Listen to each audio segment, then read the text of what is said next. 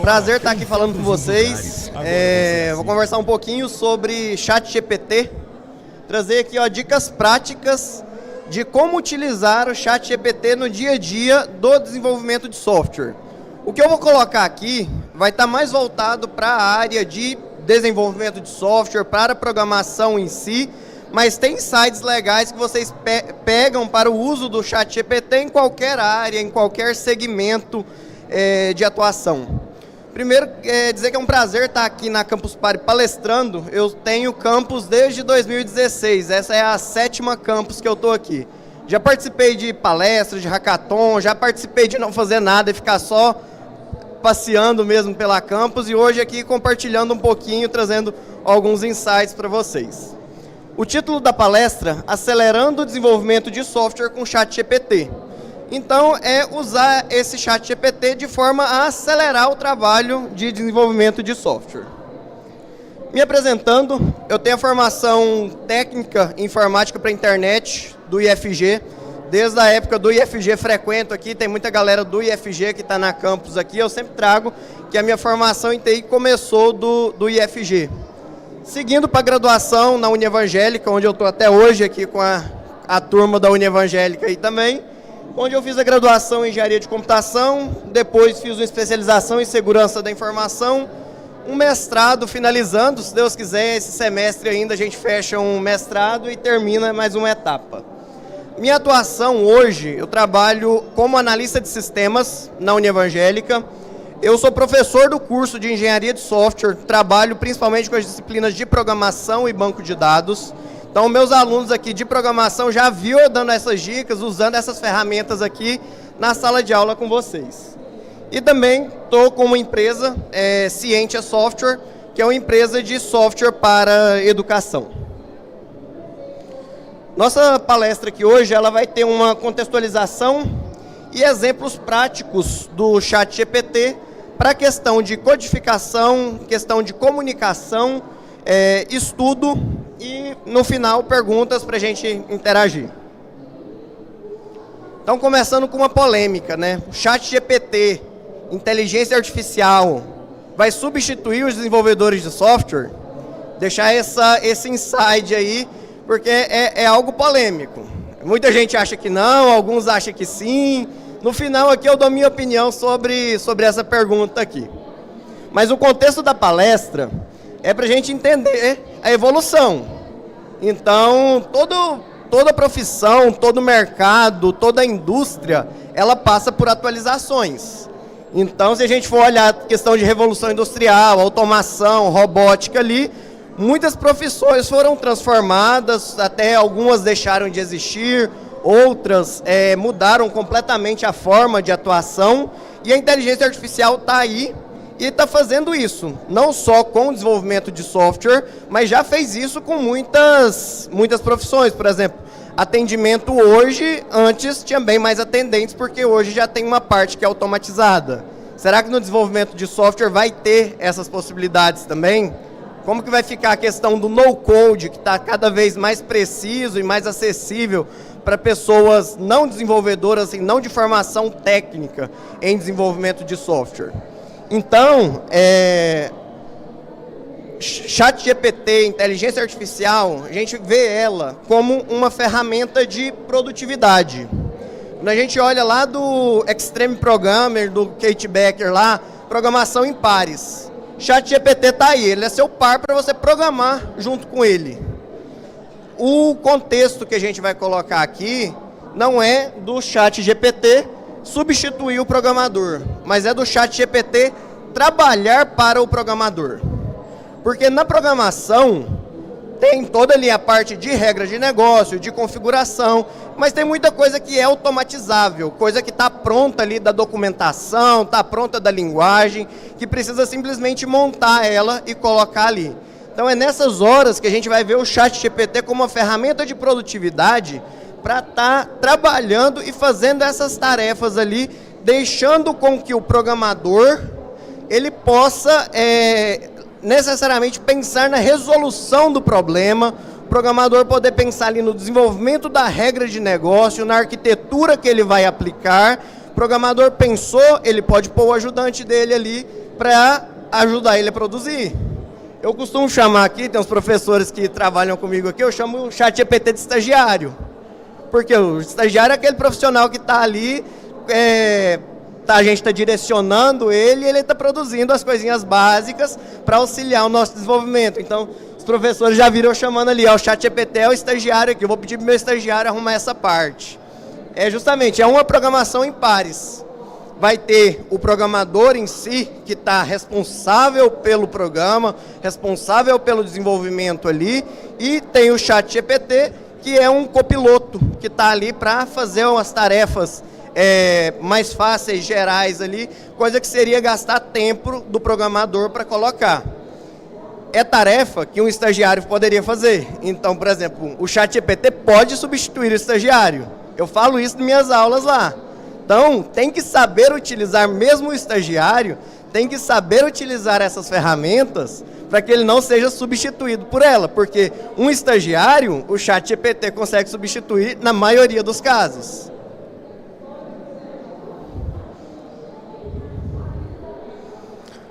Para quem não conhece, eu não vou entrar assim tanto em detalhes de como é construído, como que funciona o ChatGPT, mas para caso alguém nunca tenha ouvido falar, o ChatGPT ele é uma aplicação de inteligência artificial que forma um web chat aqui mesmo. Vou digitar mensagem, ele vai retornar mensagens ali.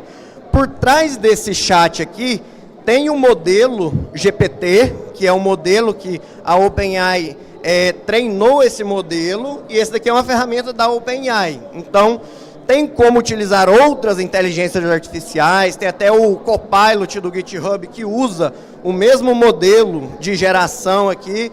Então aqui a gente ainda passa num pouco mais de detalhe como ele é gerado, mas a ideia aqui é trazer dicas de uso.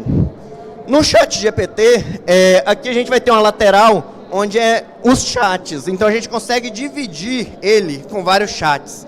Isso é importante porque se eu estou usando sempre a mesma tela, o primeiro que tem ali, o contexto fica prejudicado. A gente vai entender essa questão do contexto.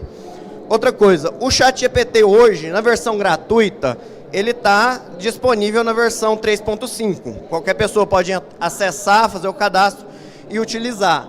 Já tem disponível o GPT-4, que é para quando assina o plano Plus do ChatGPT. Para desenvolvedores que vão utilizar isso no dia a dia, compensa com certeza, porque a precisão dele, a interpretação dele é superior ao 3.5. Mas o gratuito vai conseguir fazer tudo o que eu vou mostrar aqui, vai depender da forma de vocês direcionarem o trabalho dele. Na programação, tem alguns aqui que eu acho que não são da área de programação. Na programação a gente começa uma disciplina que chama algoritmo. Lá no começo do curso, as primeiras aulas o professor vai explicar esse processo aqui que é o IPO, né? Input, Process e Output. Qualquer programa de computador vai estar baseado nessas três etapas. Entrada de dados, o programa vai fazer um processamento e ele vai retornar alguma coisa. No nosso uso do ChatGPT, eu vou dividir ele nessas três etapas aqui também. Então a gente vai seguir a entrada de dados, o processamento e a revisão. Como que vai ser essas entradas aqui no ChatGPT? É o que a gente chama de prompt. Prompt, esse que está aqui embaixo, onde a gente vai digitar ali e mandar um comando para o ChatGPT. Responsabilidade do prompt, o desenvolvedor, o programador. E aqui, ó, que está começando todo o diferencial do ChatGPT. Não do ChatGPT, mas de todas essas inteligências artificiais generativas. Quanto mais preciso, detalhado for o prompt, melhor vai ser os artefatos que ele vai ter para fazer a geração e depois ter o retorno. Sobre o prompt, que é aqui, essa entrada que a gente vai fazer para o ChatGPT, tem algumas coisas que é importante a gente ter atenção para colocar. A primeira é a precisão. Quanto mais preciso for o que eu falar para ele o que eu quero, porque esse prompt, essa entrada de dados vai ser em linguagem natural. Então, quanto mais preciso for essa entrada que eu falar para ele, quanto mais detalhes eu der do que eu quero que ele faça, melhor vai ser a parte de geração e, posteriormente, melhor o resultado final que vai ter. Essa questão de precisão vai desde da parte de programação de eu falar qual que é a linguagem, qual que é a versão, qual que é o framework, qual que é o banco de dados. Quanto mais esses dados eu colocar dentro do prompt, aqui nesse comando que eu vou mandar para ele, melhor vai ser esse dado de saída. Contexto. Contexto, ele está relacionado tanto com o prompt, quanto com o histórico da conversa com o ChatGPT. Aqui, ó, quando a gente adiciona o chat, a gente pode ter vários chats diferentes. O ChatGPT, ele vai buscar nesse contexto, de acordo com o que você já colocou nas mensagens anteriores, para ele gerar o que você quer. Então, se eu estou começando uma tarefa nova, eu abro um chat novo.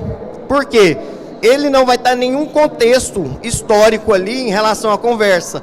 Aí eu posso até fazer uns primeiros prompts ali, só para falar o contexto. Estou trabalhando na aplicação com tecnologia tal, versão tal, linguagem tal, e estou esperando o resultado tal. Ele te retorna alguma coisa comentando daquilo dali, mas o que você fez? Você forneceu um contexto para ele. Até mesmo exemplos, caso eu queira que ele gere um código para mim, um formulário, por exemplo, e eu já tenho um parecido, eu posso colocar, ó, considere esse exemplo para gerar o próximo. E aí, quando eu for pedir, ele já vai buscar naquele contexto a informação para gerar. Essa etapa aqui, pessoal, do prompt, da geração, eu estou usando exemplos de software. Mas vamos pensar na palestra da professora Natasha, da Adriana, que foi anterior aqui, falando de escrita científica. Se eu quero o ChatGPT para auxiliar nessa escrita, vai fazer diferença a forma que eu peço para ele, com quanto de detalhe que eu peço para ele, o contexto que eu coloco para ele e até mesmo exemplos de formas que eu quero que ele coloque. Então, tudo isso daqui, criando um chat novo, fornecendo contexto, sendo preciso, a geração e o retorno dele é muito mais acurado, perto do que a gente precisa.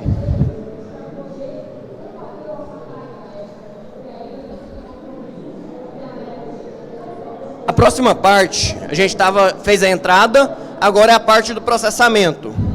Processamento aqui é o que o programador não vai ter contato. Aqui vai ser a ferramenta de IA, no nosso caso o ChatGPT, que vai desenvolver. GPT ele vem Generative Pre-Trained Transformer, né? É um modelo pré-treinado do tipo de Transformers que vai ter a capacidade de gerar, generativo ali, que ele vai gerar esses dados, esse retorno para a gente. Pré-treinado, porque é a forma que esse modelo trabalha, como que ele foi treinado. O ChatGPT, o diferencial da OpenAI, do ChatGPT, é justamente nessa parte do pré-treinado. Porque GPT já é um modelo que já era conhecido pelos papers científicos lá. A diferença da OpenAI, a quantidade de dados que ela colocou dentro desse modelo e a forma que está disponibilizando. Então, o modelo 3.5, se eu não me engano, ele tem dados até 2021, o modelo 4 ele já tem dados até 2022. A OpenAI criou ali diversos scripts que ficavam minerando dados da internet e até mesmo com uma camada ali humana validando determinadas respostas, que é o treinamento dessa rede neural, que é do tipo de Transformers, que ela vai transformar essas entradas.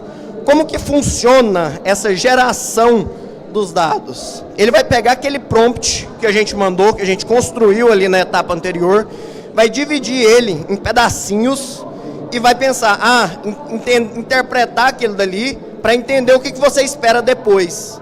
E aí ele vai buscando, dentro de toda essa base que ele tem pré-treinado, coisas que fazem sentido dentro desse modelo que ele tem para construir. Isso na parte de código, isso na parte de texto. E aí esse retorno, ele cria, aí eu vou puxar depois da palestra também. Falou, ele cria referência, ele sabe, se eu falar, eu quero um texto com referência a ABNT, ele sabe o que é uma referência a ABNT. Vai ter um título, vai ter uma revista, vai ter uma página. Se ele não achar alguma coisa que encaixe ali, ele vai criar. Por quê? Ele quer responder, puxando da parte de escrita científica. Se eu falar para o ChatGPT, crie um texto sobre inteligência artificial com referências à BNT ano 2020. Ele vai criar. Essas referências existem? Muitas vezes não. Agora, tem recursos, ChatGPT 4 aqui no GPT Plus, ele tem plugins que já estão conectados diretamente com o PubMed, diretamente com a base da Scopus, que aí ele tem a garantia que ele está retornando artigos científicos. E aí facilita essa entrada, interação com ele. Agora vamos pensar na parte de código. Se eu estou pedindo para ele criar algum recurso, uma função ali, e ele não achar essa função, ele pode simplesmente falar, aqui ó, toma a função XPTO, que é a que você quer, e ele vai entender que aquela função já gera o que você precisa. E aí entra a próxima parte.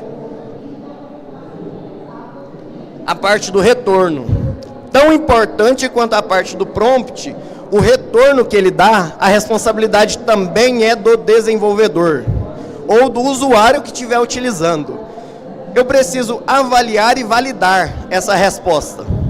Não tem como eu utilizar o ChatGPT se eu não tiver a capacidade de avaliar e validar o que ele me retorna. Na parte de código, eu posso estar aprendendo uma nova linguagem ali, eu posso estar utilizando ele para implementar uma determinada biblioteca, que eu tenho que ter a capacidade de avaliar aquele retorno dele e saber se realmente procede aquilo que ele está fazendo. E aí, na medida que seja preciso, a questão de ajustar. Eu posso até pedir para ele mesmo fazer isso. ChatGPT, isso aqui não está certo, refaça. Ele vai pedir desculpa. Ele vai pedir desculpe, eu tive um equívoco aqui e faz outra coisa. Se ele responder uma coisa certa, você falar que está errado, ele vai pedir desculpa e vai te gerar outra coisa. Então, por isso que vocês têm que ter a capacidade de avaliar e validar o que ele retorna. Seja da parte de código, seja da parte de escrita científica, seja de qualquer área que vocês vão aplicar o ChatGPT. A parte de ajuste, ela vai tanto o próprio ChatGPT ajustar, você pode falar, corrige isso aqui, inclui tal coisa, utiliza tal paradigma, aplique tal design patterns, ele faz isso. Ou você pode refinar isso daí. Ele sempre vai colocar um alerta, isso daqui é um protótipo, algo inicial, precisa ser refinado. Ele sabe disso. Mas o que eu vejo, às vezes, nos alunos que mandam tarefas lá, coloca a primeira coisa que copia, cola lá e mandou. Não avaliou, não validou o que ele retornou. Agora a gente entra já em alguns exemplos práticos da aplicação do ChatGPT no ambiente de desenvolvimento de software. Em cima aqui são exemplos de prompt que eu testei, que eu já utilizei. Em vermelho é aonde vocês vão adequar de acordo com o contexto de vocês. Começando do simples, cria arquivos Docker Composer, Dockerfile para um website que utilize o framework Rails, banco de dados MySQL. Vou configurar um ambiente Docker para fazer o desenvolvimento de software e eu tenho ali 2 arquivos de configurações principais. Ele retorna os arquivos, aqui eu fiz o recorte dos arquivos, ele retorna comentado. Quando o aluno manda código muito comentado, eu sei quem fez, que não foi o aluno. E aí, daqui entra a parte de refinamento e ajustar para o que eu coloco. Eu já fiz o experimento de falar assim, eu vou desenvolver uma aplicação completamente com o ChatGPT. Colocava lá, eu copiava, colava, o que ele colocava eu só ia passando para o VS Code lá, e aí dava um erro, eu copiava o erro, colocava para ele conseguia resolver. Então, vocês podem usar ele nesse debug também. Isso é uma questão de prática, porque muitas vezes dava mais trabalho eu escrever um prompt para ele entender o que precisava fazer, porque eu já tinha visto ali que era eu trocar uma variável, trocar uma determinada classe, que ele funcionava. Mas ele consegue ir refinando até ponto de entregar um código funcional, desde que você vai colocando o retorno para ele, falando o que deu errado, o que precisa ser melhorado.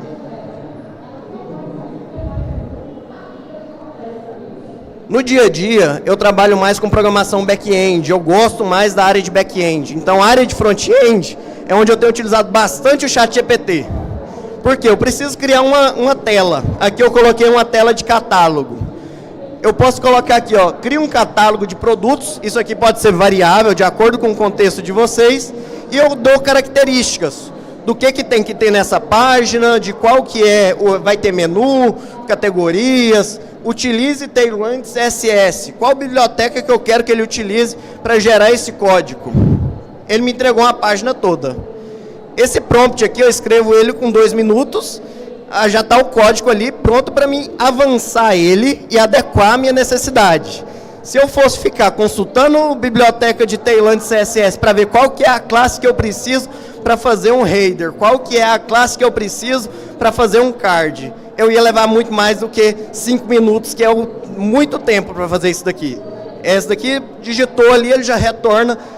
Aqui eu não fiz nenhum ajuste, o que ele retornou já está a página pronta ali, só para me levar para a minha aplicação, que eu cuido da parte do back-end, então ali eu vou trazer os dados para ela, vou fazer toda a contextualização.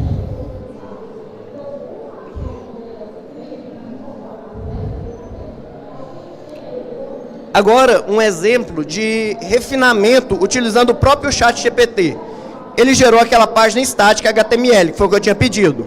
Agora aqui, ó, na mesmo chat, na sequência, eu posso colocar, agora organize essa página utilizando determinado framework, eu coloquei aqui React, de forma que tem um componente para menu, um componente de produtos e que tem um JSON para navegar pelas categorias. Ele já deu para mim ali, ó, os 4 arquivos que eu preciso para startar ou juntar essa parte do front-end dentro da minha tela. Esse daqui gera uma tarde de trabalho de um estagiário.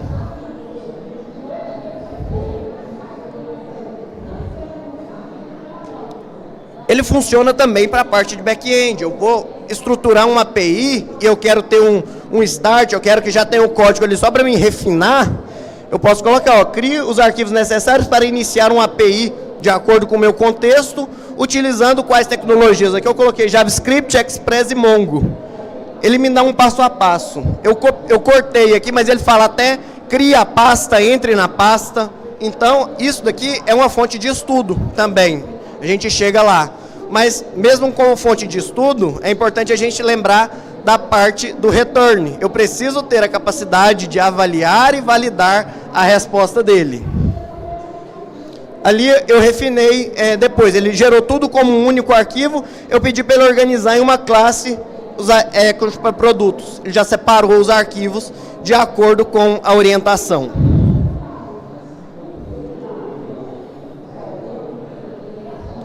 Utilização de serviços.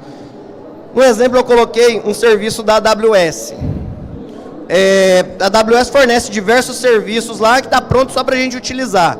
Tem uma documentação, tem uma série de códigos de exemplo, mas uma vez que eu tenho um contexto de uma aplicação, eu posso colocar aqui que eu sei que o ChatGPT foi treinado com aquela parte que tem lá e vai saber já organizar para mim tudo pronto, só para eu conseguir já finalizar aquele dali e ajustar o ajuste final dentro da aplicação.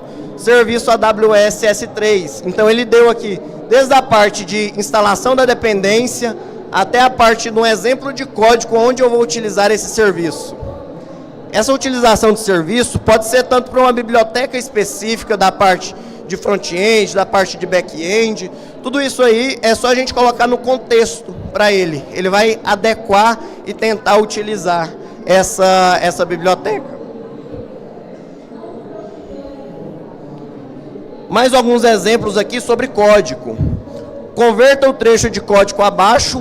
Eu estou migrando de uma linguagem para outra. Eu quero mudar uma classe que está em PHP para JavaScript.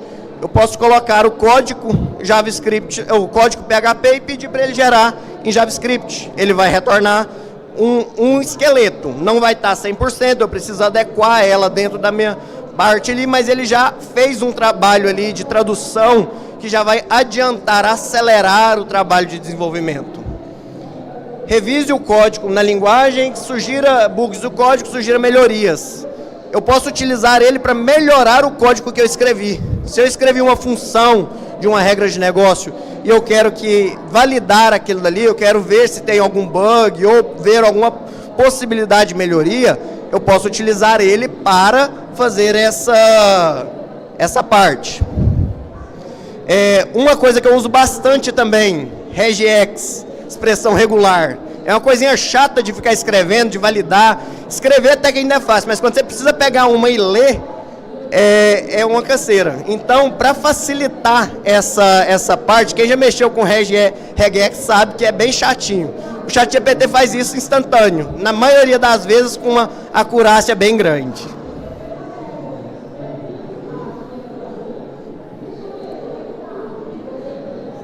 Outra possibilidade, agora saindo um pouco, falei tudo de desenvolvimento, mas o ambiente de software ele tem outras áreas também, além do desenvolvimento. O ChatGPT pode apoiar essas áreas também. Treinar a conversa. O programador não gosta muito de conversar, né? Então, ele pode conversar o ChatGPT para treinar esse diálogo. Vou realizar um levantamento de requisitos para desenvolver um software. Aqui eu estou colocando o contexto, qual que é a finalidade do software, para quem que é esse software, quais que são os usuários que eu já conheço. Indique pontos importantes para serem abordados na entrevista e crie 10 perguntas de exemplo. Para um analista de requisitos que vai para uma entrevista exploratória ali, sem saber nada, sem ter estudado aquele cliente, aqui ele já vai dar uma direção grande e um trabalho muito mais assertivo. Estou candidatando a uma vaga, aí aqui novamente o contexto que a gente vai ter, para qual empresa, simule uma entrevista técnica do processo seletivo, fazendo perguntas e avaliando a resposta. E aí você inicia um diálogo com o ChatGPT. Ele vai listar perguntas, você pode responder ali e ele vai avaliar a sua pergunta. Não tem como eu confiar ali 100% naquela pergunta, porque eu preciso ter a capacidade de avaliar. Mas dá para ter uma ideia do qual seria um exemplo de diálogo, quais seriam as perguntas. E se ele falar que você está errado, provavelmente você está errado mesmo. Só que eu já fiz alguns testes de colocar algumas coisas ali um pouco fora do contexto, ele aceitar.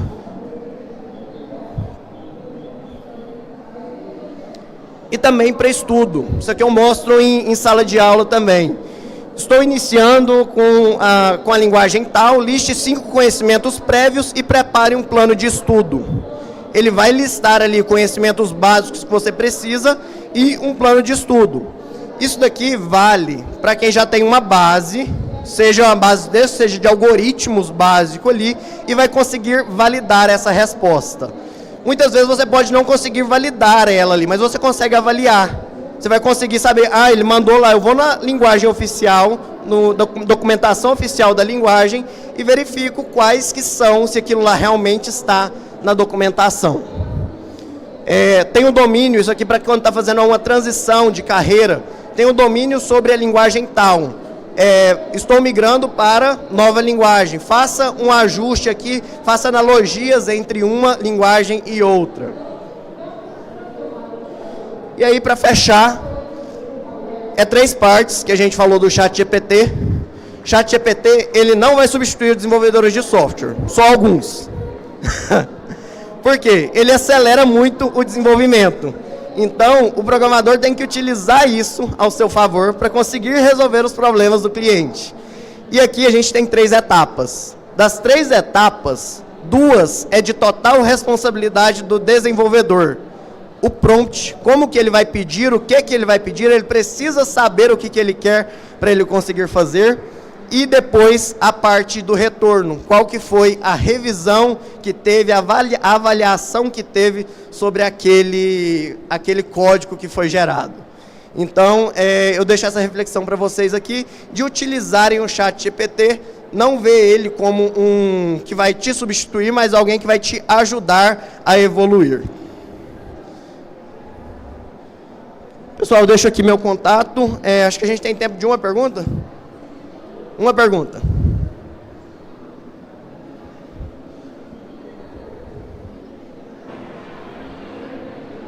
Vocês podem passar o microfone? Obrigado. Opa, boa tarde. Só complementando também, né? Ontem foi lançado o novo plugin para o Visual Studio Code, GitHub Copilot Chat, que usa o ChatGPT 4, e se você tiver uma licença de estudante do GitHub Copilot, você consegue usar ele não no Visual Studio Code normal, mas no Microsoft, no Visual Studio Code Insiders, que é uma versão beta, que permite você testar plugins que ainda não foram 100% homologados. E assim, eu usei ontem e foi uma experiência muito boa, porque tipo, é exatamente o que o senhor mencionou na palestra em relação ao uso do ChatGPT, só que dentro do Visual Studio Code, né? Então, te permite ali ter uma capacidade melhor de gerar prompts melhores e retornos melhores, porque ele não precisa mais analisar contexto. Ele já tem o contexto do próprio projeto inteiro, não só uma pequena parte, mas ele todo. Então, é bem bacana. E a minha pergunta é, o ChatGPT ele está sendo extremamente difundido e muito utilizado. E para aqueles que são júniors, ele não pode criar uma espécie de muleta que vai, talvez, minar a capacidade evolutiva desse júnior de um dia se tornar um pleno, um sênior, por essa dependência extrema dessa ferramenta? É um perigo mesmo que o estagiário, o júnior que tem ali, só saiba trabalhar com ele. Na hora que chegar um problema complexo, que ele tiver que entender uma regra de negócio da empresa e que tiver que propor uma solução que é algo que não vai ter num GitHub aberto, ele não vai conseguir resolver. Esses profissionais que só conseguirem trabalhar com isso, ficarem como muleta que colocou, eles vão ficando para trás. Então, ele entra muito da parte de estudo que eu coloquei aqui. O júnior pode utilizar isso para produzir? Pode, mas ele tem que utilizar isso para aprender também. Hoje eu trabalho com a disciplina de programação web. Eu uso na sala de aula, tem um exercício da parte de avaliação que eu faço a correção utilizando o ChatGPT, justamente para mostrar que como ele gera e como que a gente não pega o que ele coloca ali, que precisa de mais detalhes até chegar no final. E um ponto interessante que colocou também, de já estar integrado no ambiente de desenvolvimento, isso é um futuro próximo que vai ser padrão. Do mesmo jeito que hoje todo mundo usa VS Code e Git, vai ter ali uma ferramenta de IA já acoplado, um plugin nativo dele conversando ali para fazer essa geração. Pessoal, acabou o tempo, mas eu estou por aqui e a gente conversa agora. Obrigado.